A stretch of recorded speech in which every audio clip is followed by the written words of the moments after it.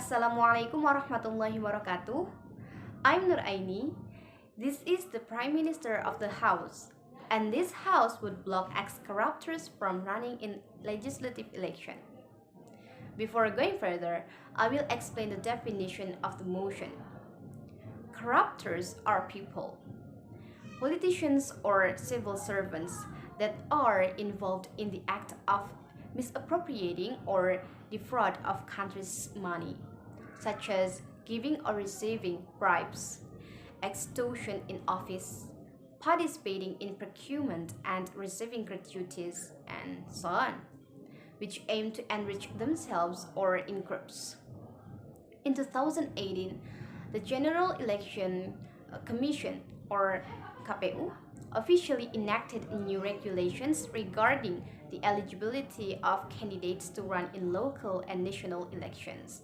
Stated in the Regulation of General Elections Commission or PKPU number 20/2008, one of the points in the regulation is that people who have been convicted of corruption are not allowed to run in legislative election. This is to improve the quality of government. They want to provide candidates for representatives of the people who are free from ex-corruption convicts.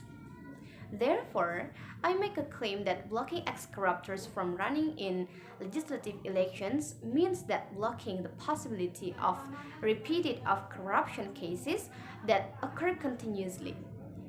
Because allowing ex-corruptors to run in legislative election means that we give them a second chance to commit a corruption again.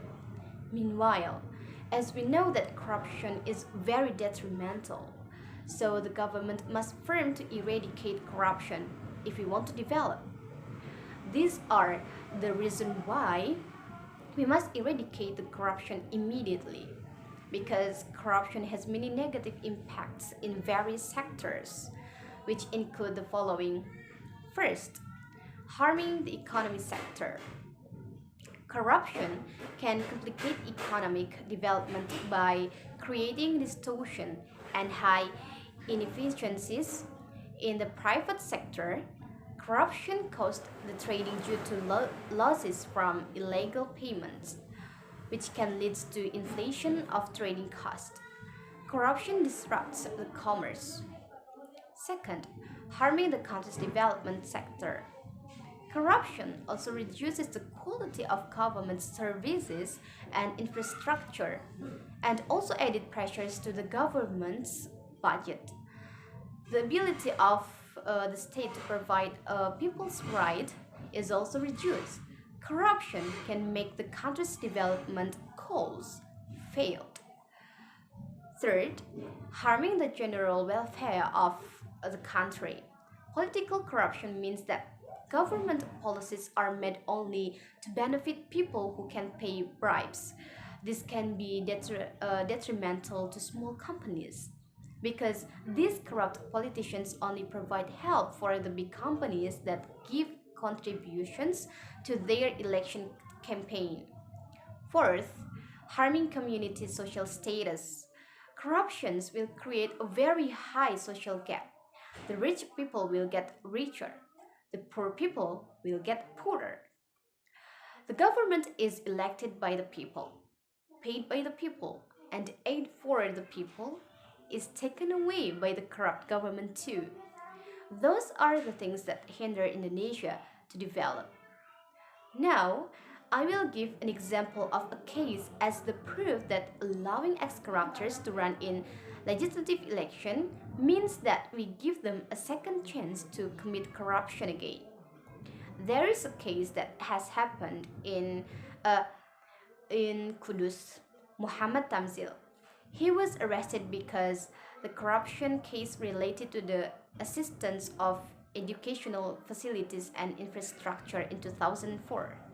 After being released in 2015, Tamzil ran for candidate regent of Kudus again in 2018 and re-elected. However, he was caught again in another corruption case, bribery and gratuities related to the nomination of regional staff in the Kudus district government. From this case, The government should understand that by blocking ex-corruptors to run in legislative election means that to prevent the same case to happen again. And as we can see from that case, corruption harms the school construction sector, which has negative impacts on our country to develop. And the bribery and gratuities also has a negative impact on the general welfare of the country sector. So, the government really have to firm to eradicate corruption if we want to develop. In here, I give a method to implement a motion as my recommendation. In the regulation, if the regulation of General Elections Commission is contrary to Law Number 7 of 2017, then revising the existing of local leaders election law is very necessary. The public should also ignore the corruptors if they are still allowed in parliament. Don't let ex-corruptors be elected again. That's one the form of our block for them. Because our choice is very valuable to determine the future of Indonesia. So, in conclusion, corruption must be eradicated wherever it manifests, including in parliament.